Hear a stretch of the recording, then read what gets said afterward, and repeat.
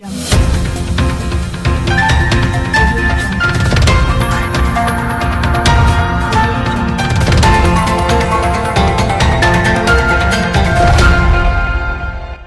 मैं राजेश सिंह। मैं इस समय भगवानपुर प्रखंड के माँ मुंडेश्वरी धाम में हूँ। मैं इस समय आनंद लोक इंटरनेशनल रेस्टोरेंट में बैठा हूँ और मैं इस समय इस होटल के सीएमडी विक्रम प्रताप सिंह से मैं बात करूँगा। मैं विक्रम प्रताप सिंह युवा है और ये दिल्ली से सॉफ्टवेयर इंजीनियरिंग की पढ़ाई पढ़कर आए हैं और ये होटल के सीएमडी भी है। मैं उनसे बात कर ये जानना चाहूँगा कि अभी ये नवरात्र में जो यहाँ विधि व्यवस्था है माँ मुंडेश्वरी के में, वो कैसा व्यवस्था है और कैसा होना चाहिए, जबकि यहाँ पर होटल के व्यवसाय कर चुके हैं। इनका कहना है कि जो विधि व्यवस्था होना चाहिए था सरकार की तरफ से वो नहीं है। नमस्कार विक्रम प्रताप जी। नमस्कार जी, मैं विक्रम प्रताप सिंह। विक्रम प्रताप जी, आप युवा हैं, सॉफ्टवेयर में बताया जाता है कि आप सॉफ्ट इंजीनियरिंग की पढ़ाई दिल्ली से करते हैं। बिल्कुल। पहले तो हमको ये बताइए कि अचानक आप इस सॉफ्टवेयर की पढ़ाई इंजीनियरिंग करने के बाद ये आपको होटल व्यवसाय कैसे लगा?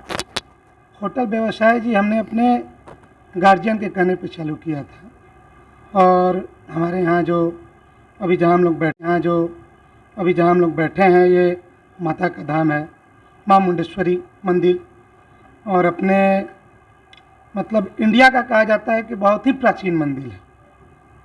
अभी तक इसका हम लोगों को खुद आइडिया नहीं है कि ये कितनी पुरानी मंदिर है। ये कई शक्तिपीठों में एक शक्तिपीठ मानी जाती है और यहाँ हमारी पुश्तैनी गांव है, मकान है, और यहाँ जितने भी दर्शनार्थी आते थे उन्हें दर्शन के बाद शुद्ध रूप से भोजन की व्यवस्था नहीं थी। तब हमारे पापा ने बोला कि अब बाहर से आ जाइए, पढ़ाई हो गई और यहाँ कुछ श्रद्धालुओं के लिए करना जरूरी है। माता की कृपा से हम लोगों ने 7 साल पहले अपना एक रेस्टोरेंट चालू किया था और काफ़ी फेमस रेस्टोरेंट हुआ और माँ के आशीर्वाद से अच्छा चलता रहा। 7 साल बाद तकरीबन 3 साल पहले जब पहला कोरोना चालू हुआ था तो उस समय हम लोगों ने इसको रिसोर्ट बनाने के प्लान में आए। रिसोर्ट बनाने के भी पीछे एक रीजन ये थे कि 7 साल बीत चुके थे, गवर्नमेंट की तरफ से या किसी तरह की कोई सुविधा नहीं मिली। हम लोग सोचे थे कि हम लोग रेस्टोरेंट बना देंगे, खाने की अच्छी जगह मिलेगी, तो ठहरने का उत्तम प्रबंध गवर्नमेंट की तरफ से लोगों का हो जाएगा। जब से होश संभाले हैं तब से सुनते आ रहे हैं, चाहे वह अधिकारी लेवल के आदमी हो या नेता लेवल के आदमी हो, 1-2 लोग नहीं आते हैं, हर एक दिन 2 दिन बीच करके अच्छे लेवल के लोग आते हैं, उच्च पदवी वाले लोग आते हैं, माँ का दर्शन भी करते हैं, माँ के पैरों में गिर के उनका आशीर्वाद भी लेते हैं और उनके यहाँ वादा भी करते हैं कि श्रद्धालुओं के लिए माँ हम ये चीज़ करेंगे। लेकिन यहाँ से जैसे ही मंदिर पहाड़ी से नीचे उतरते हैं चीज़ें भूल जाते हैं। करके रोपवे का निर्माण क्यों नहीं कर पाती है? जी देखिए, ये सब एक फालतू मुद्दा है कि वन विभाग और सरकार, ये सब सिर्फ कहने सुनने की बातें हैं। सरकार जहाँ सजग हो वहाँ वन विभाग नहीं है, वहाँ तो रोपवे बन जा रहे हैं।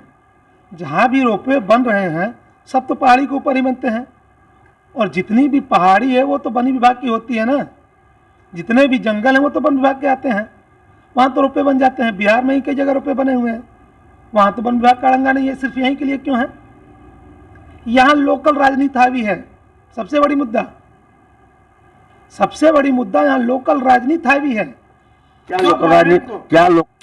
लोकल राजनीति जैसे कहा जाए कि हम बनवाएंगे वाली बात है। ठेकेदारी का मामला?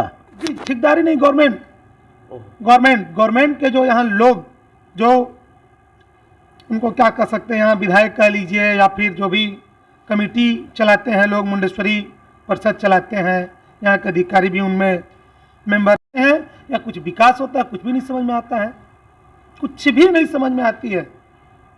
जहाँ लाख रुपए की चीज़ें होनी चाहिए वहाँ 5 लाख का बिल फरा जाता है, लेकिन विकास के नाम पे कुछ। आपका घर यहीं से 2 किलोमीटर दूर आपका सोरैया ग्राम में आपका घर है। आखिर आपके नज़र में क्या होनी चाहिए, ऐसा क्या आप चाहते हैं, क्या मांग है आपको? जी, गवर्नमेंट से हमारी मांग है कि यहाँ की विकास हो। विकास का मेन मकसद रोजगार प्रोवाइड करना है। मंदिर श्रद्धालुओं के लिए जितनी श्रद्धा की चीज़ें होती हैं उतना ही रोजगार प्रोवाइड करने की भी जगह होती है। लाखों की भीड़ आती है, दर्शन करने जाती है।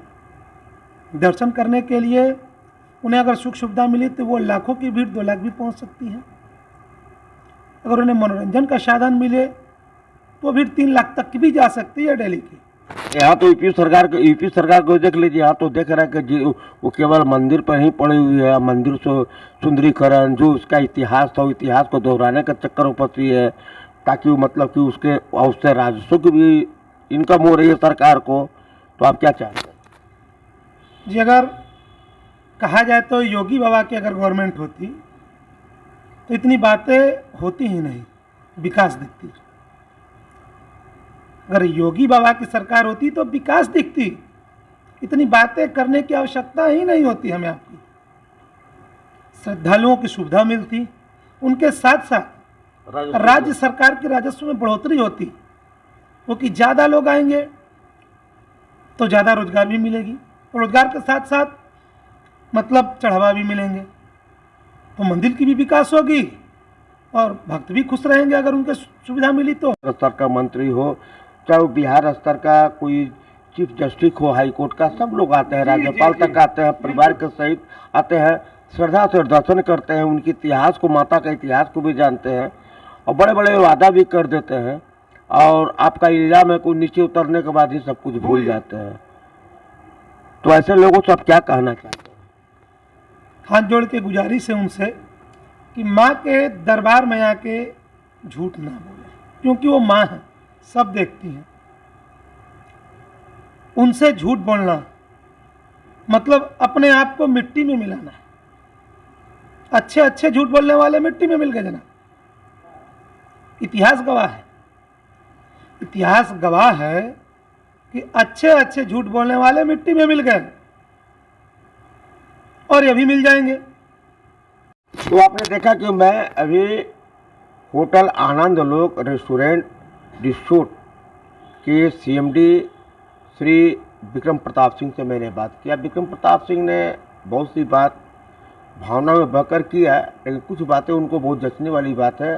सबसे बड़ा बात इन्होंने ये कहा कि बिहार नहीं, पूरे भारत के अच्छे से अच्छे कैबिनेट स्तर के मंत्री आते हैं, माँ के सामने दंडवत करते हैं, यहाँ की बखूबियाँ के बारे में बारीकी से जानकारी लेते हैं, यहाँ के पुजारियों को द्वारा समझाया भी जाता है कि माँ में कितनी शक्ति है, माँ में कितना लोग श्रद्धा करते हैं, इसका माँ का क्या है, उसका आशीर्वाद प्राप्त होता है। और बड़े बड़े यहाँ घोषणा करते हैं कि मैं रोपवे लगवा दूंगा, 6 महीना के अंदर इस बार रोपवे हो जाएगा। लेकिन इनका सबसे बड़ा शिकायत है कि सब कोई आता है, लेकिन सिर्फ माँ का नीचे सीढ़ी से उतरने के बाद, अपने गाड़ी में बैठ जाने के बाद सब हवा में उड़ जाता है।